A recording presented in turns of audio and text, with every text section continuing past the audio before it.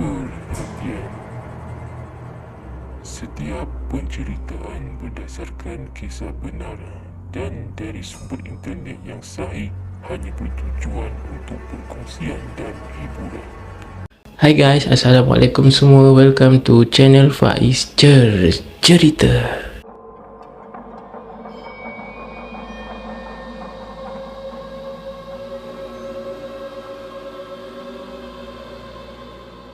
Apa khabar semua? Aku harap korang semua yang tengah tengok ni berada dalam keadaan yang sihat-sihat, dalam keadaan yang baik-baik, dan aku nak ucapkan terima kasih banyak-banyak lah kepada korang semua yang sudi untuk tengok video kali ni.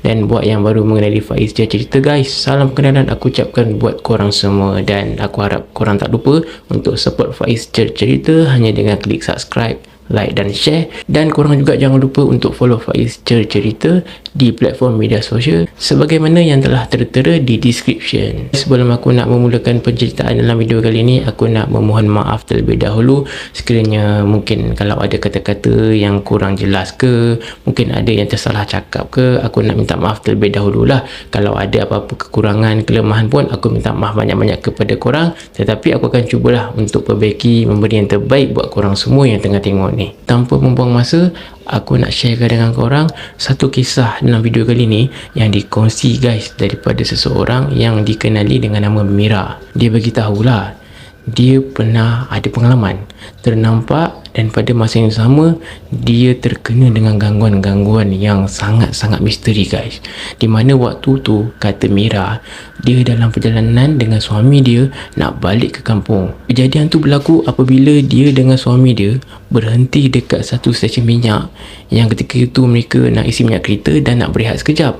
Dekat situlah peristiwa yang menyeramkan tu berlaku. Apa yang Mira ni kongsikan guys, sepanjang usia dia menjadi seorang yang dewasa lah, dia memang jarang lah melihat ataupun terkena dengan gangguan-gangguan yang misteri ni. Kecuali ada satu masa tu dia masih berstatus seorang pelajar, yang dimana waktu tu dia duduk di sekolah berasrama perempuan. Dekat situ adalah sedikit gangguan-gangguan yang dia lalui. Tapi selepas tu memang tak pernah lalui lagi lah, sehinggalah peristiwa ni berlaku sewaktu dia baru berkahwin. Sebelum berkahwin memang tak pernah nampak, tak pernah kena ganggu dengan apa-apa tau.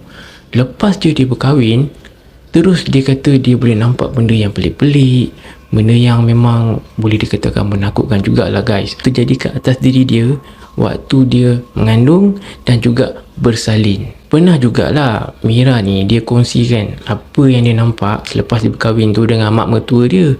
Tapi kata Mira, mak mertua dia marah dia dan tuduh dia, yang dimana mak mertua dia cakap, Mira, engkau lah ni bawa barang bukan-bukan ke, tak tahu apa yang kau buat, lepas tu engkau bawa datang sini, sebab tu engkau boleh nampak benda yang bukan-bukan. Bila mak mertua Mira dah cakap macam tu, dan dia pun ambil keputusan tak nak bercerita apa-apa, tak nak panjangkan cerita, dia pun berdiam diri sajalah. Walhal memang selepas je dia berkahwin dengan suami dia, memang dia dah boleh terus nampak benda-benda yang pelik-pelik ni. Selepas je dia bersalin dan berpantang, dia memang duduk ataupun menetap dekat rumah mak ayah dia lah. Lepas dia dah habis berpantang, suami dia nak datang ambil dia untuk bawa balik ke rumah. Kata Mira, suami dia ni memang tak suka lah kalau nak balik waktu siang hari, sebab keadaan jalan yang agak sesak dan cuaca pun boleh tahan panas juga. Jadi bila malam tu kuranglah sikit kesesakan dan cuaca pun agak sejuk lah. Bila dah menjelang malam tu, sebelum mereka nak memulakan perjalanan, mereka ada singgah dekat satu kedai makan, yang di mana kedai makan tu tak jauh daripada kediaman mak ayah Mira ni. Dan ketika tu memang tak ada apa-apa lagi yang berlaku lah, biasa je lah. Dan selepas tu mereka pun teruslah meneruskan perjalanan.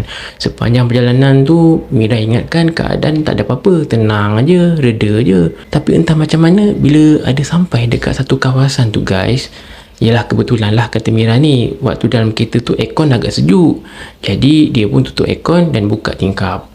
Tak lama, beberapa minit kemudian, tiba-tiba Mira ni bagi tahu dia ada terbau satu bau yang sangat busuk. Bila sampai dekat satu kawasan tu, bukan dia seorang je yang bau, suami dia pun bau. Tapi kata Mira, bila dia bau tu, dia tak nak cerita apa-apa, dia tak nak tegur apa-apa, dia tak nak buka mulut, dia diam je. Tapi entah macam mana, suami dia boleh tegur pula guys. Dan Mira pun dalam hati, dia pun macam, aduh kenapa lah suami aku ni dah malam-malam buta macam ni, lalu dekat kawasan macam ni, boleh bau pula benda yang kita tak tahu datang daripada mana kan, boleh pula pergi tegur. Suami dia tegur bau tu, busuk ni bau ni, bau apa ni, kira macam kuat jugalah dalam kereta tu. Kata Mira, terkejut jugalah dia bila suami dia tegur macam tu. Dia pun tak ada nak tegur apa-apa kat suami dia. Cepat-cepat lah dia buka aircon balik dan dia tutup tingkap kereta cepat-cepat. Jadi bau yang mereka bau tu taklah lama sangat. Sampailah dekat satu stesen minyak tu, suami Mira ni pun pergilah untuk isi minyak kereta. Dan selepas isi minyak tu, Mira bagi tahu suami dia nak rehat sebab mengantuk. Jadi suami dia pun parkinglah kereta kat kawasan stesen minyak tersebut. Dan waktu tu kata Mira, anak dia masih kecil, masih bayi lagi, memang dalam keadaan yang lena, tidur. Dia mengharapkan tak ada apa-apa gangguan yang menakutkan lah, menyeramkan ke, sebab anak dia pun masih kecil kan, masih bayi lagi. Kebetulan pula dekat stesen minyak tu mereka ada memasang kaset mengaji lah. Jadi kata Mira, tenanglah sikit kan. Waktu tu dalam pukul 11 malam guys. Bila dah parking dekat situ, Mira kata suami dia letak je kepala, terus tidur. Agaknya mungkin suami dia terlalu keletihan lah. Dan anak dia yang bayi tu pun dalam keadaan yang lena tidur. Pada masa yang sama, Mira pun mengantuk. Dia tengok suami dia dah tidur, anak dia dah tidur, dia pun nak tidur lah. Dia pun terasa letih juga. Jadi dia pun tidurlah sekali. Mira beritahu dalam sejam lebih macam tu, dalam keadaan yang lena tu boleh terjaga guys. Tak tahu kenapa, tapi entah tiba-tiba boleh terjaga. Dia ingatkan anak dia menangis ke apa ke, tapi bila dia tengok anak dia tidur, suami dia pun tidur, siap berengkur lagi kata dia. Dalam keadaan yang mamai-mamai sama-sama tu, kata Mira, dia ada terpandang dekat side mirror sebelah dia ni. Dia ada ternampak guys, satu makhluk yang dia tak tahu nak cakap makhluk tu berupa macam mana, tapi yang pastinya kepala botak, seakan-akan rupa dia macam alien guys. Memang kata Mira waktu tu terkejut juga dia. Pada masa yang sama dia sangat-sangat mengantuk dan keadaan memang kabur-kabur. Tapi itulah apa yang Mira boleh jelaskan, rupa makhluk yang dia nampak dekat side mirror tu guys. Lepas dia dah nampak tu, dia cepat-cepatlah bersandar dekat kerusi tu dan nak terus sambung tidur balik. Dia sempatlah lihat jam kat kereta tu. Masa tu dalam pukul 1 pagi guys. Keadaan dekat stesen minyak waktu tu memang sangat-sangat tenang, sunyi, sangat-sangat sepi. Boleh dikatakan suasana masa tu, kata Mira, memang meremang juga dia. Dia pun nak sambung tidur, dia sempat meletakkan tangan kanan dia atas riba suami dia, sebab dia kata lebih rasa macam selamat sikit lah. Beberapa minit kemudian guys, ini yang agak menyeramkan ni weh. Sebab apa tau, tangan kanan dia yang dia letak atas riba suami dia ni tadi, terasa ada yang menyentuh tau. Dia buka lah mata dia, dia tengok, suami dia tidur, anak dia tidur. Siapa pula yang pegang ni, dia kata. Dekat seat belakang tu kosong, tapi dia dengar macam ada orang sedang berbisik dekat dia tau. Yang jelasnya, kata Mira, bisikan tu memang dia tak boleh lupakan guys, memang menyeramkan. Apa yang dia boleh share, bisikan tu berkata, Mira, aku tak marah kau Mira, aku tak marah kau. Serius guys, itu apa yang dia kongsikan. Dan apa yang dia bagi tahu, memang dia masih ingat bisikan tu. Memang waktu tu dia tertidur dan terjaga beberapa kali, tapi dia tak boleh nak lupakan apa yang dia nampak tu tadi. Walaupun sama, tapi itu yang jelas. Dan bisikan ni pun, ini yang jelas yang dia dapat dengar. Lepas dia dengar je bisikan tu guys, dia terus kejut suami dia. Lepas tu dia suruh suami dia teruskan perjalanan. Pada masa suami dia bangun tu, dia tak bagi tahu, dia tak cerita pun. Lepas mereka dah keluar daripada stesen minyak tersebut, barulah Mira ni cerita dengan suami dia apa yang terjadi, apa yang dia nampak dan bisikan yang dia dengar tu. Lepas tu dia pun cakap lah dekat suami dia, bang, kalau boleh lepas ni kita janganlah singgah lagi kat situ, keras bang stesen minyak tu. Suami dia pun dalam keadaan yang berbangun tidur, tapi boleh dikatakan suami dia agak terperanjat jugalah. Tapi taklah sampai tahap yang panik guys. Dan akhirnya mereka pun sampailah selamatlah dekat destinasi, dekat rumah mak mertua Mira ni lah.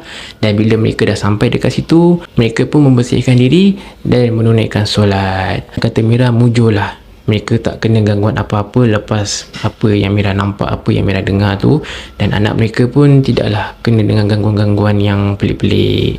Jadi itulah guys, sedikit apa yang boleh dikongsikan dalam video kali ni, dan ini adalah dikatakan kisah benar daripada Mira, dan aku harap korang yang sudi tengok video kali ni sudi stay tune sampai habis. Dan sekiranya kalau ada kata-kata ataupun ayat-ayat yang kurang jelas ke geng, ataupun jelah mungkin ada tersalah cakap ke, aku minta maaf banyak-banyak kepada korang semua yang sudi tengok, dan aku mengharapkan sokongan daripada korang semua, daripada kakak, abang, pakcik, makcik, semualah. Kiranya kalau ada kelemahan, kekurangan, saya minta maaf banyak-banyak, tetapi akan diperbaiki sedaya upaya untuk korang semua yang tengah tengok ni.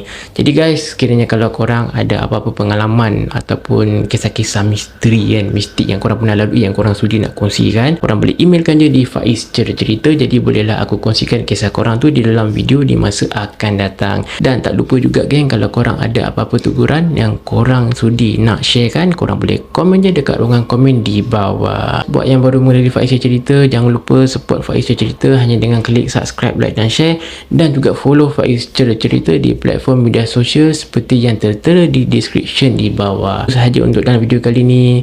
Please support guys, stay tune untuk next video, InsyaAllah. Assalamualaikum.